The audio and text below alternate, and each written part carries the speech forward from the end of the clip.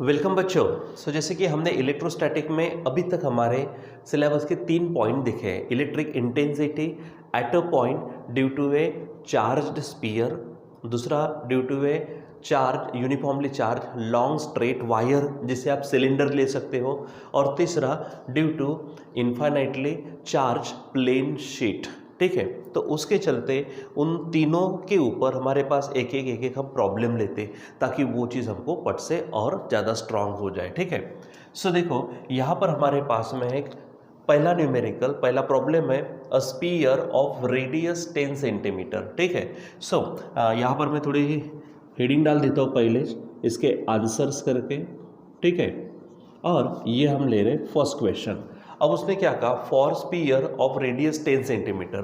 तो स्पीयर की रेडियस है, तो आप गिवन डेटा में क्या लिखेंगे, गिवन डेटा में लिखेंगे आप capital R is equal to 10 centimetre.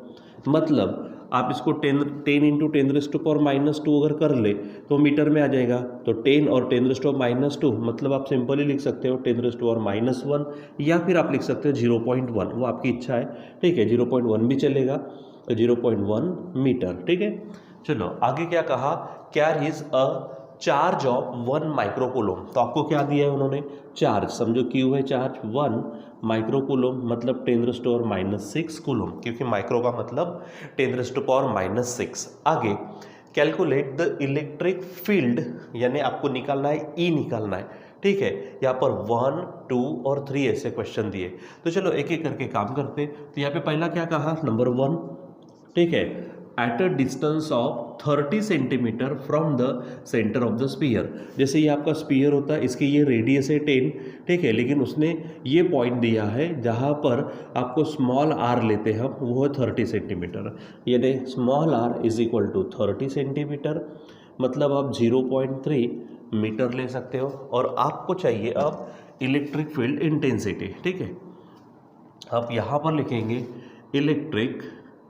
Electric intensity बोलो, या फिर इलेक्ट्रिक फील्ड इंटेंसिटी बोलो, चलेगा। Electric intensity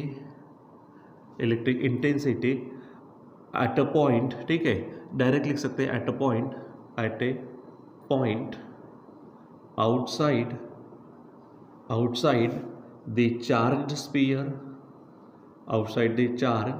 spear. तो फार्मूला क्या है हमारे पास में, आपको मालूम है, E is equal to Q/4πε0 r², ये है। ठीक है, आप इसको थोड़ा सा सिंप्लीफाई कर सकते हो। ये जो है हमारे पास 1/4πε0 लिख सकते, और साइड में Q/r² लिख सकते। वो इसलिए क्योंकि इसकी वैल्यू बच्चों हमारे पास डायरेक्ट है, कितनी है, 9 × 10⁹ तो हम डायरेक्ट काम कर सकते हैं। ठीक है, तो चलो मतलब यहाँ पर ये इस पूरे की 1/4πε0 की वैल्यू है 9 × 10⁹ ठीक है, इंटू ये देखो Q, तो Q आपको कितना दिया है, 10⁻⁻6 है। ठीक है, और अपॉन r², तो r हमारे पास में क्या है, 0.3 का स्क्वायर, तो यहाँ लिखेंगे 0.3 और उसका स्क्वायर। ठीक है, चलो इसको सॉल्व करना शुरू कर दो आप। तो यहाँ पर मिलेगा ये 9 है, इंटू यहाँ पे देखो 10⁻9 और 10⁻⁻6 है, तो आपको मिलेगा 10⁻3 अपॉन यहाँ पे 3 का स्क्वायर 9 हो जाएगा। लेकिन प्रॉब्लम ये है कि यहाँ पर पॉइंट है, तो 1 डिजिट के बाद पॉइंट है, यानी 10⁻⁻1 उसका स्क्वायर करेंगे तो 10⁻²। ठीक है, ये हो जाएगा। अब यहाँ से 9 को कट कर दो, आपको E मिलेगा, 10⁻2 ऊपर जाएगा तो पॉजिटिव होगा, इसलिए 10⁻5 होगा। और क्योंकि इलेक्ट्रिक इंटेंसिटी है, इलेक्ट्रिक इंटेंसिटी को हमने देखा था electrostatic force per unit charge, तो इलेक्ट्रोस्टैटिक फोर्स के लिए न्यूटन और चार्ज के लिए हम लेंगे कूलम। ठीक है, यानी ये हो जाएगा आपका पहला क्वेश्चन जो उन्होंने पूछा है। ठीक है, चलो अब उन्होंने कहा दूसरा क्या कहा, eight a distance of 5 centimetre, sorry ये है at the surface of the charge sphere. क्या बोलेंगे हम, at the surface of charge sphere. ठीक है, तो चार्ज स्फीयर अगर है तो मान लीजिए उसने सरफेस पे कहा, तो हमने देखा था सरफेस पे कहा मतलब जो स्मॉल आर था वो अपने आप क्या बन जाएगा, कैपिटल आर। ठीक है, तो यही फार्मूला रहेगा, लेकिन स्मॉल आर की जगह पे क्या लिखेंगे हम, capital R.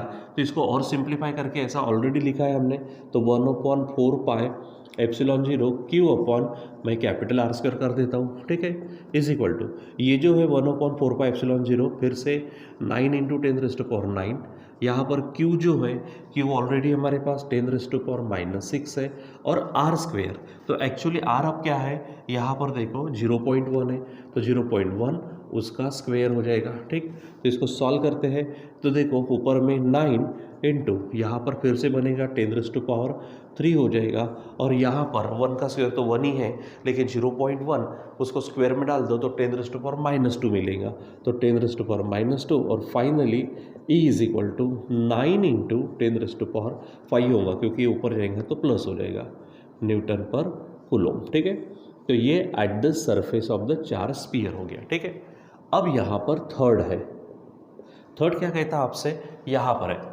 At the distance of 5 centimetre from the centre of the sphere. क्या बोलेंगे हम, at the distance of 5 centimetre from the centre of sphere. ठीक है, एक बात बताओ, जब सेंटर ऑफ स्फीयर की बात करते हैं तो सेंटर, उसने रेडियस कितनी दी है, कैपिटल आर, यानी वो 10 सेंटीमीटर दी है, ये 10 सेंटीमीटर है, और यहाँ पर क्या कहा उसने, फ्रॉम द सेंटर 5 सेंटीमीटर, तो सेंटर से 5 सेंटीमीटर यहाँ होंगे, इसका मतलब ये जो पॉइंट है, ये पॉइंट हमारे स्फीयर के अंदर में आ रहा, और स्फीयर के अंदर में इलेक्ट्रिक इंटेंसिटी नहीं रहती, जीरो रहती, यानी दैट इज करेंगे, that is inside the sphere, और यहाँ डायरेक्ट लिखेंगे इनसाइड द स्फीयर, तो E इज इक्वल टू 0, क्योंकि इनसाइड द स्फीयर हमारे पास में क्या नहीं रहती, इलेक्ट्रिक इंटेंसिटी नहीं रहती, कुछ भी लाइन ऑफ फोर्सेस नहीं रहते, इलेक्ट्रिक फ्लक्स नहीं रहता। ठीक है, सो ये इस तरह से आपको वैल्यूज निकालनी है। ठीक, चलो अब हमारे पास है क्वेश्चन नंबर सेकेंड। देखो एकदम यहाँ पर अगर आपने 4 पाई और एप्सिलॉन 0 की अगर वैल्यू रखते तो आपको 4 की वैल्यू रखना पड़ेगा, पाई की वैल्यू रखना पड़ेगा 3.142, एप्सिलॉन 0 की वैल्यू 8.85 × 10⁻12 रखना पड़ेगा, और क्योंकि ना वो अगर न्यूमरेटर में आती ना तो थोड़ा सा अच्छा भी हो जाता, मल्टीप्लिकेशन में चलो कैलकुलेशन बड़ा हो जाएगा, चल जाता। ठीक है, लेकिन अगर डिवीजन में आता तो थोड़ी ज़्यादा प्रॉब्लम होती, इसलिए क्या करो, हम इसमें कन्वर्ट कर देंगे। ठीक है, हल्का सा कभी अगर फर्क आ भी गया तो हल्का सा पॉइंट में आएगा। ठीक है, लेकिन वो मैचेबल हो जाता है जब हम राउंड ऑफ करते हैं। ठीक है, तो चलो हमारे पास है second, the length of the straight thin wire is 2 metre. ठीक है, उसने क्या दिया है गिवन डेटा में, तो लिखेंगे गिवन डेटा, उसने लेंथ दी है। ठीक है, तो यल कितनी है, 2 मीटर है, कन्वर्ट करने की जरूरत नहीं। It is uniformly charge with positive charge of 3 microcoulomb, यानी उसने चार्ज दिया है, कितना दिया है, 3 माइक्रोकूलम, मतलब 3 × 10⁻⁻6 कूलम। ठीक है, कैलकुलेट नंबर 1, यहाँ पे भी 2 क्वेश्चन है, द चार्ज डेंसिटी, हम यहाँ पे लिख लेंगे, क्या बोलेंगे हम, चार्ज डेंसिटी। ठीक है, चार्ज डेंसिटी ऑफ वायर। तो बच्चों यहाँ पे सरफेस चार्ज डेंसिटी नहीं किया, सिर्फ चार्ज डेंसिटी ऑफ वायर का, और वायर कैसा बहुत लॉन्ग है। ठीक है, उसकी लेंथ है 2 मीटर, तो जब हम यहाँ पे लेंगे तो यहाँ पर लीनियर चार्ज डेंसिटी लेते हैं लैम्डा। ठीक है, तो surface charge density of wire, तो लैम्डा इज इक्वल टू क्या बोलेंगे, Q अपॉन लेंथ। ठीक है, यानी चार्ज पर यूनिट लेंथ। ठीक है, तो चार्ज कितना दिया है, देखो यहाँ पर चार्ज है आपके पास में 3 × 10⁻⁻6 है। ठीक है, यहाँ पे देखो Q दी है, और लेंथ हमारे पास कितना है बच्चों, 2 मीटर, यहाँ पे 2 डाल देते, इसलिए लैम्डा आपके लिए हो जाएगा 1.5 × 10⁻⁻6। ठीक है, अब चार्ज पर यूनिट लेंथ है, तो चार्ज का यूनिट है कूलम, और यहाँ पर लेंथ का यूनिट हो जाएगा मीटर, यानी कूलम पर मीटर, ये आपको ध्यान में रखना है। ठीक है, चलो अब यहीं पे उसने सेकंड क्वेश्चन पूछा है।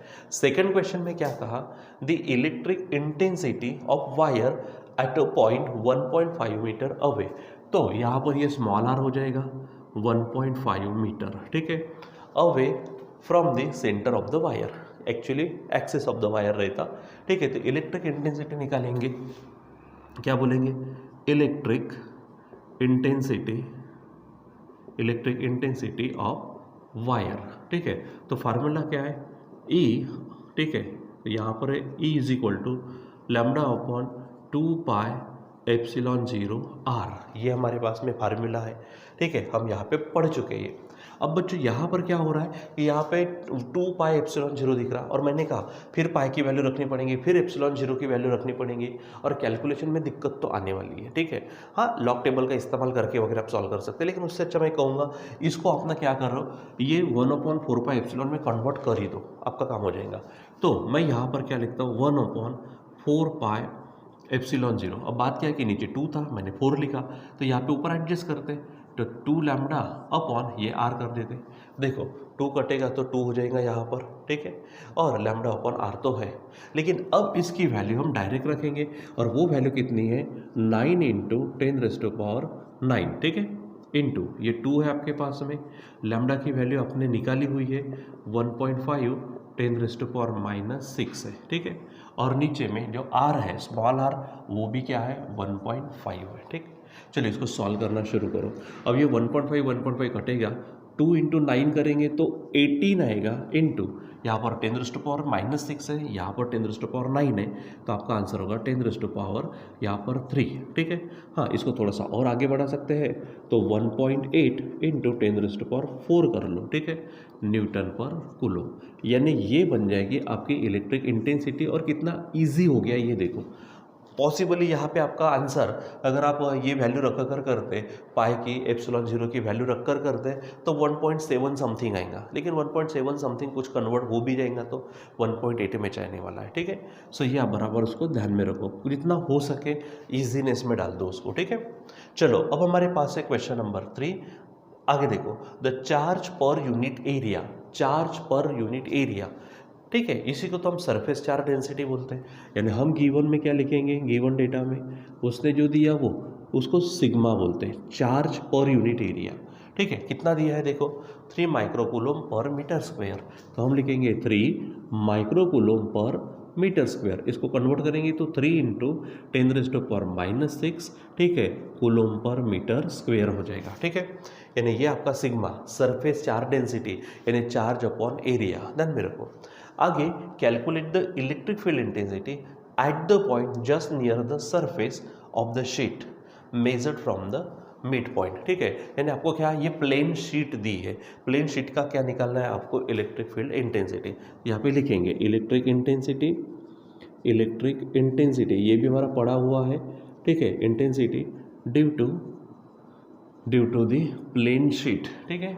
यहाँ पर हम शब्द डालते हैं प्लेन शीट।